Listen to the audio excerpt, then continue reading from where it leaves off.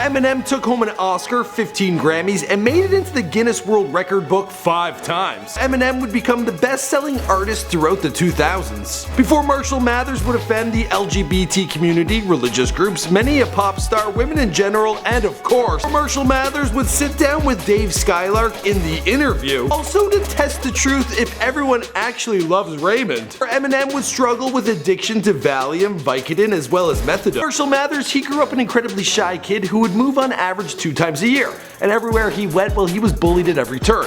In fact, there was one guy by the name of D'Angelo Bailey who roughed him up so bad, well, Eminem later in life put him on blast. And then when D'Angelo Bailey's life didn't work out, well, he tried to sue Eminem. But we're not talking about that guy, we're talking about Eminem. In fact, he was actually bullied at home by his family. They would call him Mickey because he had some big ears. Had nowhere to be found, young Marshall was raised by his mother, Deborah, who never managed to hold down a job for more than several months at a time. Marshall Mathers would get lost in comic books as well as drawing as his first form of artistic expression. That was until he was 11 and introduced to that of hip-hop. At the age of 14, he was given an NWA album, and from there was no turning back. Now it would take him over 10 years to work through the Detroit rap scene before he impressed the likes of Dr. Dre, but from there, well, he would go on to blow the world away. What's going on, guys? My name is Michael McCred, and welcome to Before They Are Famous, documenting the life and career of Eminem or Marshall Mathers, here for you on Before They Are Famous. Now, I have made a video of Eminem in the past, but it was over 3 years ago, so I think it was time we did an update. I hope you enjoy it.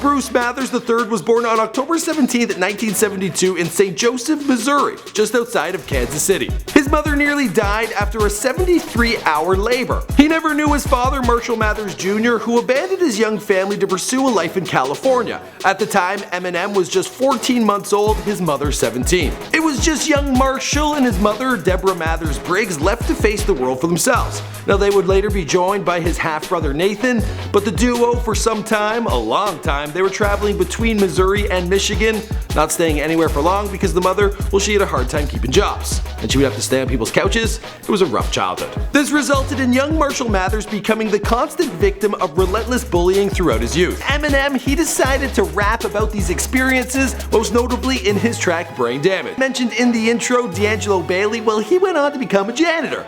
He wanted to be a rapper himself, and he blamed Eminem for his career not working out. He sued for $1 million, but the case was dismissed. There's also another incident Eminem has rapped about where he was put in a coma for 10 days, again, by another bully. Yeah, the kids didn't go easy on him. Plus, he was like one of the only white kids, and he was new to school, so he was an easy target. Young Marshall had very little going for himself with the exception of his obsession for comic books and that of art. He would lock himself in his room days on end just drawing away. He did, however, have one friend throughout his childhood, his uncle Ronnie, who was 6 weeks his senior, so seeing as there wasn't that big of an age gap, well, they let that relationship status slide. And it was through Ronnie that Marshall was introduced to hip-hop at the age of 11, listening to Reckless by Ice-T on the Breakin' soundtrack. He had a new obsession throughout his youth and got his hands on all related material, and states the only book besides the dictionary he has read from front to back was LL Cool J's I Make My Own Rules. Eminem attended Lincoln High in Warren, Michigan, where he failed the 9th grade a total of 3 times and eventually dropped out at the age of 17. It was then he began competing in local freestyle throwdowns with his crew, the Dirty Dozen. From there, Eminem would enter the Detroit rap scene and get involved in rap battles. At the time, he was operating under the name Eminem, not like we know it today, more like the candy, M&M. You know, because he was dark on the inside and a little different on the outside. But again, he would face an uphill battle because, well, the color of his skin. In his personal life, Marshall began dating Kim Ann Scott, and he must have really loved her because he took a bullet one night while walking to her home to pay her a visit. I'm not even joking. The dude's been shot. A year later, Marshall would have a weapon in his own hands, firing off a paintball gun in a drive-by shooting. Now the bullets, they never even broke, but Marshall, he was then arrested. Kim became pregnant, and in 1995, the couple welcomed their daughter, Haley Jade Scott, into the world. At the time, Marshall was working, washing dishes for minimum wage at Gilbert's Lodge, a family-style restaurant. He has been described by his former boss as being a model student. He would work 60-hour weeks, but then he would go off to do his rapping and sometimes not show up, and that's why they would continue to fire him. One day he was let go just days before Christmas, and then he had no money for Haley's birthday or for Christmas, and well, that broke young Eminem's heart.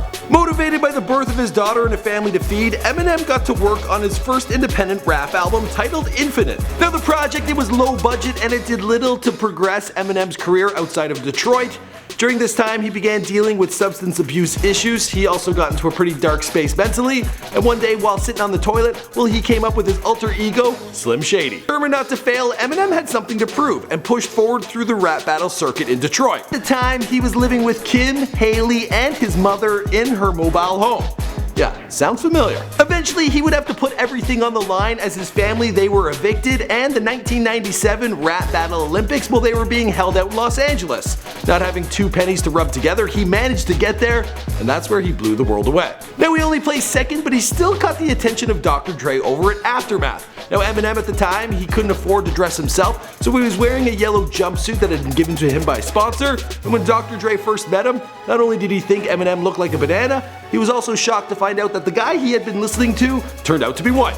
From there, Eminem and Dr. Dre collaborated on a series of recording sessions, and Dre encouraged Eminem to yell in the booth to put his rage to good use. In 1999, the Slim Shady EP was dropped and went triple platinum. Eminem was signed to Aftermath, and soon, everyone would know his name. The rest of the story, well, you know the story because this is Before They're Famous. Michael McCredden and I do all sorts of celebrity bios on here. When I did Dr. Dre's, I felt there was so much more to tell, so I continued the story in an After They Were Famous. Be sure to let me know if you want to hear more about Eminem and I can get that video done for you guys, or let me know who else you want to hear about. I do all sorts of rappers, I do comedians, I do actors, I do porn stars, I do YouTubers, I do athletes. So yeah, let me know down below who you want to hear about next. And also, feel free to check out the Before They Were Famous I made 3 years ago on Eminem, and look how far this channel has come.